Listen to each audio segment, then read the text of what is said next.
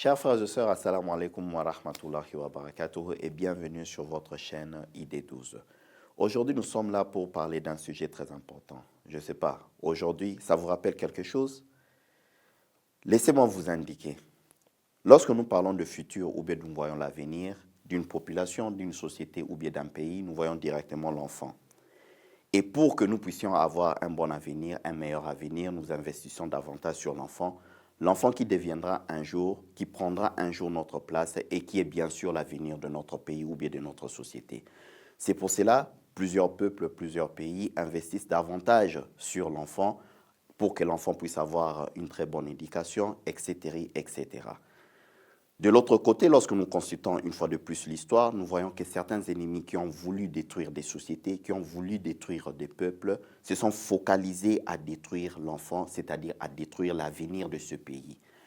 Et les conventions internationales, les populations du monde entier se sont assis afin que l'humanité puisse prospérer, l'humanité puisse avoir un bon futur, se sont investis, se sont assis pour ratifier des traités, des conventions internationales protégeant les droits de l'enfant partout à travers le monde. Et aujourd'hui, vous l'avez deviné bien sûr, nous sommes en train de célébrer la journée internationale de la protection du droit de l'enfant. Et à cette occasion, nous avions eu à avoir une interview avec le cher Sabit Ngoy, qui n'est plus à présenter. Vous l'avez maintes fois vu dans votre émission, dans votre chaîne ID12. Il a tenu beaucoup d'émissions. Il va aujourd'hui répondre à 3 questions. Premièrement, nous allons lui poser la question de savoir qui est cet enfant dont on est en train de parler. Qu'appelle-t-on enfant? Qui est l'enfant? À la deuxième question, le cheikh va nous essayer de nous parler de droits, c'est-à-dire quels sont les droits principaux qui sont protégés par les conventions relatives aux droits de l'enfant. Et à la troisième question, le cheikh va nous répondre sur la question de savoir quels sont les rôles des institutions internationales dans la protection des droits de l'enfant. Sans plus tarder, je vais vous laisser avec cette interview que nous avions eu à avoir avec le cher Sabit pour revenir et nous dire au revoir. Restez jusqu'à la fin, suivez cette émission. N'oubliez pas de partager et de liker et surtout si vous avez un commentaire, n'oubliez pas de le laisser. Au nom d'Allah, le clément, le miséricordieux, le tout miséricordieux. Avant toute chose, je tiens à remercier pour votre invitation et en vous saluant et à saluer aussi tous ceux-là qui nous suivront en ces jours.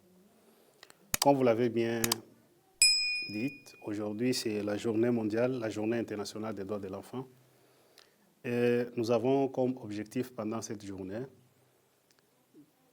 de parler sur les droits des enfants et aussi d'évoquer quelques aspects à ce qui concerne les droits principaux des enfants. Pour cette journée des droits de l'enfant, nous visons premièrement à sensibiliser les gens, à sensibiliser les organisations ainsi que les gouvernements afin que nous puissions tous ensemble faire les efforts dans ce sens pour promouvoir les droits de l'enfant. Alors, sur ce, une fois de plus, je vous remercie pour votre invitation. Quant à votre première question que vous m'avez posée, s'agissant qui est un enfant, votre question de prime abord peut être vue comme étant quelque chose de simple ou bien de simpliste. Parce que poser la question de telle manière pour dire qui est un enfant, certains peuvent voir ça comme une question dérisoire. Mais c'est une question très importante. Parce que nous devons savoir de qui on est en train de parler. Nous avons dit que c'est la journée internationale des droits des enfants. Et nous devons savoir premièrement qui est un enfant. Comme je vous l'ai dit bien, cette journée commémore le jour où la Convention relative aux droits des enfants a été adoptée en l'an 1989 et qui est entrée en vigueur en l'an 1990. Alors, pour que nous puissions définir qu'est-ce qu'est l'enfant, nous devons voir la Convention, qu'est-ce qu'il nous dit par rapport à la définition de l'enfant. La Convention internationale relative aux droits des enfants, dans son premier article, stipule que est enfant tout être humain qui est moins âgé de 18 ans. Donc, celui qui est moins de 18 ans est considéré comme un enfant. Sur ce, la Convention ne se limite pas par là. Je vais bien lire le texte de la Convention. Le texte nous dit qu'au sens de la présente Convention, un enfant s'entend de tout être âgé de moins de 18 ans. Ça, c'est la première partie, c'est-à-dire tout être qui est moins de 18 ans est considéré comme un enfant. Tout être humain, bien entendu, moins de 18 ans est considéré comme un enfant. Mais le même article continue. Il nous dit que sauf si la majorité est atteinte, plutôt en vertu de la législation qui lui est applicable. Cette dernière partie de cet article nous démontre que selon la législation de chaque pays, la majorité d'un enfant peut être définie selon la législation de chaque pays. Je peux vous donner l'exemple. Dans certains pays, par exemple les pays islamiques, la majorité d'une fille à partir de 9 ans. Alors sur ce, nous allons dire que s'agissant des filles, tout être humain, fille, moins de 9 ans, est considéré comme enfant dans la charia islamique. Et de l'autre côté encore, nous allons dire pour les garçons, parce que la charia ou la législation islamique diverge quant à la majorité des filles et des garçons. En ce qui concerne les garçons, nous allons dire que tout être humain, tout jeune garçon qui est moins de 15 ans est considéré comme enfant. De cela, nous allons voir aussi que dans plusieurs pays, la question de la majorité ou la question de l'enfant est traitée de plusieurs manières et de plusieurs autres occasions. Je ne vais pas m'étaler sur cela. Juste pour vous dire que la convention ici qui a été promulguée et qui a été adoptée par plusieurs pays au monde, à peu près, si je ne me trompe pas, 196 pays au monde ont ratifié cette convention, soutiennent les droits des enfants. Et que nous devons faire le nécessaire, tous, dans le cadre de notre capacité, afin de promouvoir les droits des enfants. Afin de faire en sorte que les enfants aient les droits et que ces droits-là soient respectés et les droits-là soient protégés par l'État. Voilà à ce que je peux répondre quant à la première question qui nous a été posée, et la question qui consistait à dire qui est enfant. Nous avons répondu en disant que est enfant tout être humain âgé de moins de 18 ans. Ça, c'est par rapport à la Convention, mais chaque pays a le droit aussi de légiférer sur cette question et de dire, selon son entendement, l'enfant est caractérisé par quel caractéristique on peut le dire. Ça, c'était la première question. En ce qui concerne votre deuxième question, et pour moi qui pense que ce sera même la base de notre entretien d'aujourd'hui, c'est la question que vous m'avez posée concernant quels sont les principaux droits protégés par la Convention relative aux droits de l'enfant. Pour répondre à cette question, premièrement, j'aimerais vous dire que la Convention relative à la protection des droits des enfants peut être divisée en 3 grandes parties. Nous avons la première partie qui est constituée de l'article 1, si je ne me trompe pas, jusqu'à l'article 44, et la deuxième partie qui commence de l'article 45 jusqu'à l'article, si je ne me trompe pas, 46, et la troisième partie qui occupe la dernière partie de cette convention. Et la majeure partie qui est consacrée aux droits de l'enfant, c'est la première partie de la convention. Lorsque nous pouvons lire cette convention, nous allons voir que la convention protège et soutient à peu près 12 droits fondamentaux en matière de l'enfant, que nous pouvons citer brièvement. Nous avons le droit à la vie, nous avons le droit à l'égalité, ou bien le droit à la non-discrimination. Nous avons aussi le droit à une identité. Nous allons expliquer tout cela en long et en large. Et puis, nous avons aussi le droit d'être protégé en temps de guerre, et ainsi que les autres qui viennent, droit à l'éducation, droit d'être protégé contre toutes les formes d'exploitation, droit d'être protégé contre toutes les formes de violence et des abus. Nous avons aussi le droit à une justice adaptée à son âge, le droit à la santé et aux soins médicaux, le droit au repos, aux loisirs et aux activités culturelles, le droit à la protection de la vie privée, ainsi que le droit de s'exprimer et d'être entendu. Voilà ce que je peux dire d'une manière brève, les 12 droits principaux que la Convention protège et soutient à ce qui concerne l'enfant. Alors sur ce, nous devons premièrement expliquer certains d'entre eux, parce que par rapport aux minutes et au temps qui nous est imparti, il nous est pratiquement impossible que nous puissions développer tous les 12 droits relatifs aux enfants. Ici, nous allons voir que le premier droit qui est évoqué, c'est le droit à la vie, le droit à la survie et le droit au développement. En tant qu'un être humain, l'enfant a droit à la vie. Et aujourd'hui, nous voyons peut-être dans certains pays, on légifère pour dire que nous donnons sur la mère a le droit de son corps.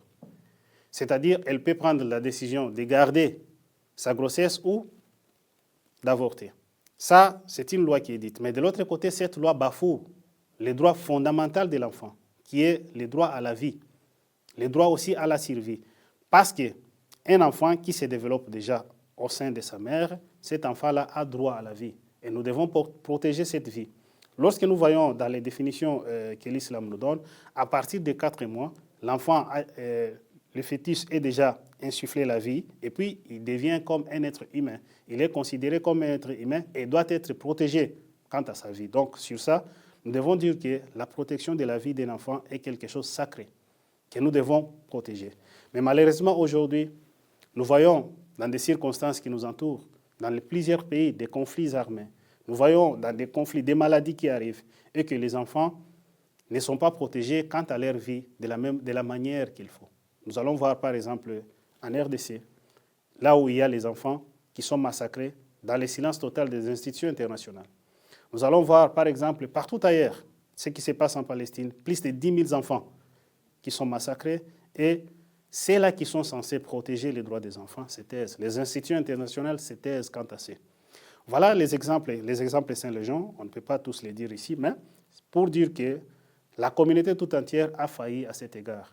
Et c'est à nous de conscientiser les gens et de leur dire que chaque enfant vaut, chaque vie d'un enfant vaut, qu'il soit européen, qu'il soit africain, qu'il soit américain, qu'il soit, quelle que soit sa couleur, quelle que soit sa langue, quelle que soit sa race, cet enfant-là a droit à la vie.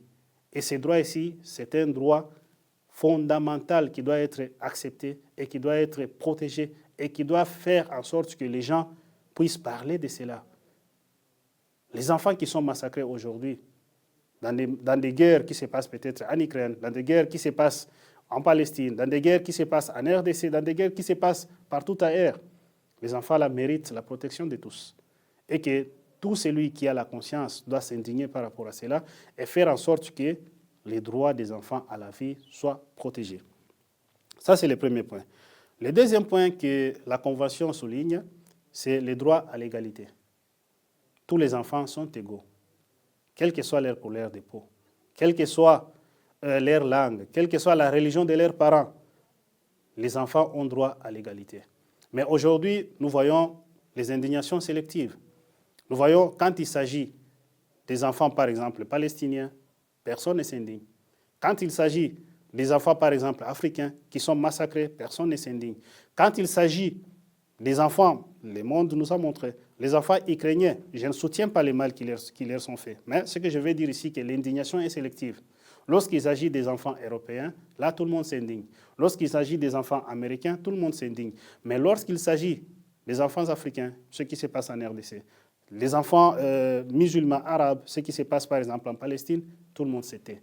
Et cette indignation sélective n'est pas bonne pour toute la communauté humaine. Nous devons savoir que les enfants ont droit à l'égalité. Nous ne devons pas soutenir la discrimination envers les enfants. Et tous les enfants doivent être protégés. Lorsque nous lisons cette convention, en son article D, nous allons voir que la convention nous dit ceci. Les États partis s'engagent à respecter les droits qui sont énoncés dans la présente convention et à les garantir à tout enfant relevant de leur juridiction, sans distinction aucune, indépendamment de toute considération des races, des couleurs, des sexes, des langues, des religions ou d'opinions politiques et que sais-je encore. Voilà le deuxième droit fondamental à l'égard des enfants, c'est le droit à l'égalité et le droit à la non-discrimination. Le troisième point que nous pouvons aussi aborder ici, c'est le droit d'avoir une identité. Les enfants doivent avoir une identité. Et que, à ce qui concerne l'identité, sur le plan juridique, nous voyons les noms, les post-noms, la nationalité, les relations familiales. Tout cela encadre l'identité. Et nous avons aussi une part d'identité qui n'est pas évoquée surtout dans la Convention ou dans les textes juridiques, qui c'est l'identité religieuse aussi de l'enfant qui doit être protégée. Et aujourd'hui, même l'identité culturelle, aujourd'hui nous voyons malheureusement dans certains pays, certaines personnes à qui on accorde beaucoup de temps d'antenne, à qui on accorde la parole ça et là, qui passent pour dire que si ta maman t'a nommé le nom de Mohammed, ou t'a donné le nom, je vais donner l'exemple, si la maman t'a donné le nom d'Absatou, et ça, c'est quelque chose qui n'est pas acceptable. Pour dire que l'enfant doit avoir le nom de Corinne, ne peut pas avoir un autre nom, ne peut pas être appelé Mariam, ne peut pas être appelé Fatima. Pourquoi? Parce que lorsque l'enfant est appelé Fatima, ça c'est contraire au règlement. Je ne sais pas quel règlement que ce monsieur-là fait allusion, mais ici je vais dire tout simplement que nous devons respecter l'identité de cet enfant-là. Le nom fait partie aussi de son identité. La culture que les parents lui ont accordée fait aussi partie de son identité. Et qu'il s'appelle Mohammed, qu'il s'appelle Jean, qu'il s'appelle je ne sais pas quoi autre nom, c'est là qu'il s'appelle, je ne sais pas, Ngoï, qui s'appelle les noms africains, que sais-je encore, cet enfant-là mérite que nous puissions respecter son identité. Ce n'est pas pour dire parce qu'il porte un tel nom qu'il soit mis à l'égard de la communauté. Voilà les droits que cette convention est en train de protéger. Et lorsque nous lisons la convention, en son article 7 et 8, la convention nous dit ceci: les États parties s'engagent à respecter les droits de l'enfant, de préserver son identité, y compris sa nationalité, son nom et ses relations familiales, tels qu'ils sont reconnus par la loi, sans ingérence illégale. Donc, sur ce, quel que soit le nom de l'enfant, le nom ne constitue pas un motif de discrimination. Quelle que soit la race de l'enfant, que cela ne constitue pas motif de discrimination. Nous devons tous nous indigner de la même manière lorsqu'il s'agit d'un enfant africain que lorsqu'il s'agit d'un enfant européen. Voilà ce que les institutions internationales ont fourni des efforts pour que cette convention soit adoptée et qu'elle soit ratifiée par un plus grand nombre de pays au monde. Mais ce que nous déplorons aujourd'hui, c'est ce que nous avons failli. La communauté internationale a failli et a manqué comment bien protéger les droits de cette convention ici. L'autre aussi aspect que nous pouvons aussi soutenir ici, l'autre droit fondamental que la convention a abordé ici, c'est le droit d'être protégé en temps de guerre. Ça, c'est un droit primordial qui est aujourd'hui malheureusement bafoué. Nous voyons les enfants, par exemple, en RDC. Nous voyons des enfants, ça et là, qui sont les premières victimes collatérales de la guerre, qui sont les premières victimes qu'on ne compte pas, qu'on ne dit pas même les noms, on compte seulement les nombres pour dire qu'il y a eu 10 000 enfants tués, il y a eu 5 000 enfants tués. Et oubliant que 5 000 qu'on a dit, le chiffre, pour en sorte maquiller la tragédie que le monde est en train de traverser, chacun a son histoire, chacun a son nom, chacun a sa vie. Aujourd'hui, nous voyons les enfants perdre tous les membres de leur famille et rester seuls. C'est déplorable. C'est déplorable. La raison pour laquelle, en ces jours de la commémoration, de l'adoption de cette convention, nous appelons la conscience de tout et chacun de nous. Nous appelons la conscience des décideurs de ce monde ici, de prendre cette ampleur-là, de voir la souffrance qu'on incombe aujourd'hui aux enfants et que nous tous sommes silencieux. Et ce silence qui est un silence complice. Pourquoi? Parce que nous voyons que les droits de ces enfants-là sont bafoués et personne ne dit mot. La Convention aborde aussi l'autre aspect qui est le droit de l'éducation et que le temps qui nous est imparti ici est minime. Et je vais tout simplement dire et encourager ceux qui nous suivent de savoir qu'il y a les 12 droits principaux que cette Convention soutient quant aux droits de l'enfant, que chacun de nous doit s'efforcer de sa manière afin de garantir cela, afin de vulgariser cela, afin de tirer la sonnette d'alarme et de dire à qui les droits de protéger les droits de ces enfants ici. Un autre droit que je peux aborder enfin, c'est les enfants doivent être le droit d'être protégés contre toutes les formes de violence et d'exploitation. Ça, c'est aussi un droit capital, un droit fondamental. Et aujourd'hui, nous voyons les enfants qui sont soumis à des violences inouïes. Les enfants qui sont soumis aujourd'hui, malheureusement, les enfants sont exposés aux images invraisemblables. Les images de la guerre, les images de la violence, les images pédopornographiques et que sais-je encore. Nous devons faire en sorte que nous puissions protéger les enfants contre tout cela. Que ce soit les violences sur les réseaux sociaux, que ce soit les violences dans la vie quotidienne, de faire en sorte que les enfants soient protégés contre ces habits-là. Que ce soit les habits à caractère sexuel, que nous devons protéger les enfants contre cela. Que ce soit contre les images pédopornographiques, nous devons protéger la communauté et surtout les enfants. Vous savez que l'enfant, c'est l'adulte du futur. L'enfant, c'est le responsable qui viendra pour continuer la continuité de notre communauté. Et si aujourd'hui, on ne s'inquiète pas des violences que nous subissons aux enfants, des violences que les enfants subissent, que ce soit dans l'espace cybernétique, que ce soit dans l'espace de la vie quotidienne, nous serons responsables un jour et nous en rendrons compte. Et nous devons faire en sorte que nous puissions protéger ces droits-là. Nous devons faire en sorte de contrôler le temps que les enfants sont exposés aux écrans. Aujourd'hui, la plupart des jeunes ne lisent pas. La plupart des jeunes oublient à écrire, à lire, à savourer même la bonté qui se trouve dans la lecture. Pourquoi? Parce qu'ils sont tous cramponnés aux écrans, ils sont tous cramponnés au smartphone. Nous devons aussi faire en sorte qu'il y ait des lois qui nous montrent, qui démontrent aux parents comment faire en sorte que les enfants utilisent bien les techniques d'aujourd'hui, la technologie qui est aujourd'hui, bien entendu, et aussi protéger leurs droits et protéger aussi leur éducation. La troisième question que vous m'avez posée, c'est une question pour moi qui est très importante. La question, si je peux vous répéter, qui dit quel est le rôle des institutions internationales, notamment l'ONU, dans la protection des droits des enfants. L'ONU, ou soit les institutions internationales, ont plusieurs rôles qu'ils doivent mettre en place afin de protéger les droits des enfants. Nous avons, premièrement, les rôles normatifs, nous avons les rôles opérationnels et aussi nous pouvons lire les rôles de supervision et de contrôle. Voilà ce que nous pouvons dire. En ce qui concerne les rôles normatifs, nous voyons que l'ONU ou les institutions internationales se sont donné un cadre juridique pour que les droits de l'enfant soient protégés. Par exemple, la convention que nous avons dit ici, c'est quelque chose de louable, c'est quelque chose de souhaitable. C'est quelque chose qui nous montre que notre monde civilisé puisse mettre sur pied les cadres juridiques qui puissent protéger les droits des enfants. Ça, c'est quelque chose qui est louable. Et en ce qui concerne la protection des droits de l'enfant, les institutions internationales fournissent les efforts pour que la protection des droits de l'enfant soit mise sur pied, et cela à l'échelle mondiale, à l'échelle internationale, afin que l'enfant, où qu'il se situe, qu'il sache que ses droits soient protégés et que les autorités puissent protéger les droits de cet enfant-là.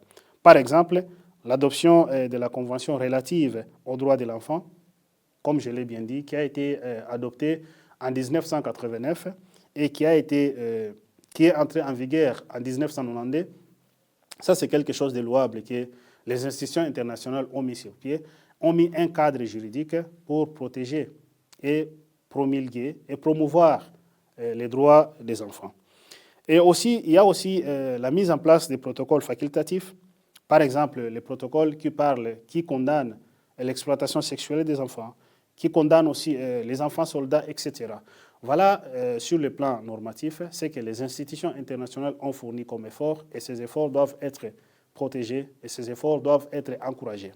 De l'autre côté aussi, nous avons les rôles opérationnels. Le rôle opérationnel nous dit que les institutions créent des organismes spécialisés pour la mise en application des plans adoptés dans le cadre de la protection des droits de l'enfant.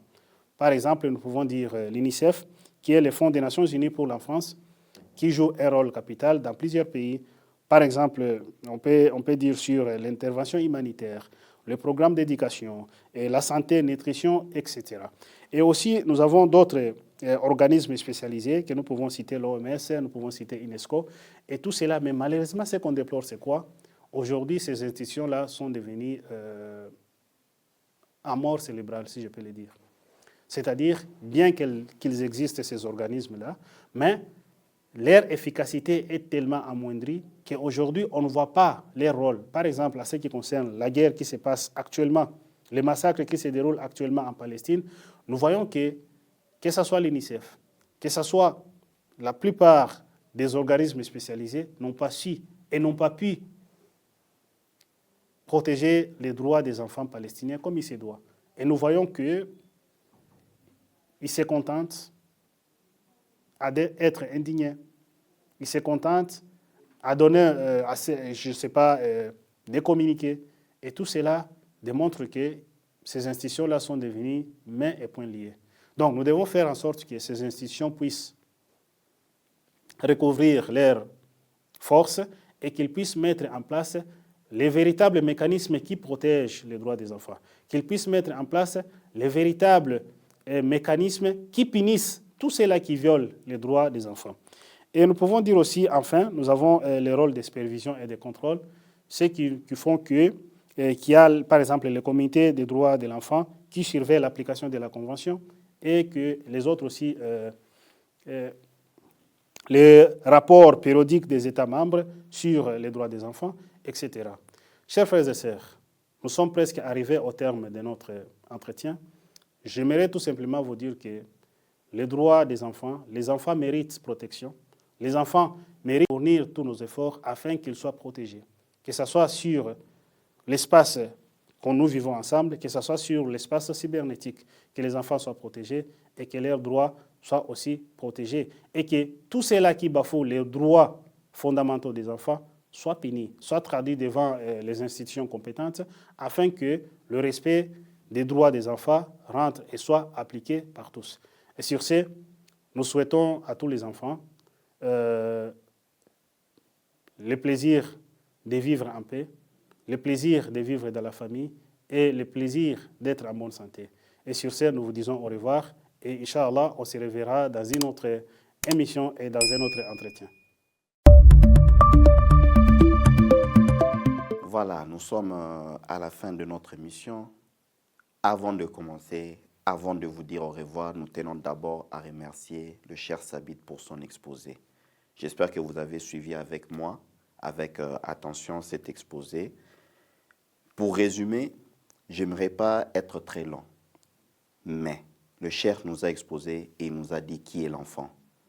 Malheureusement, il a cité beaucoup de pays où il y a cette injustice. Il y a certains enfants qui sont considérés et d'autres qui ne sont pas considérés, comme par exemple les enfants libanais, les enfants congolais, les enfants palestiniens.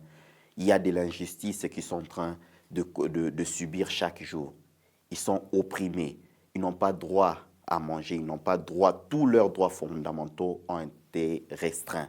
Mais la communauté internationale, cette même communauté qui est chargée de protéger leurs droits, reste silencieuse jusqu'à présent.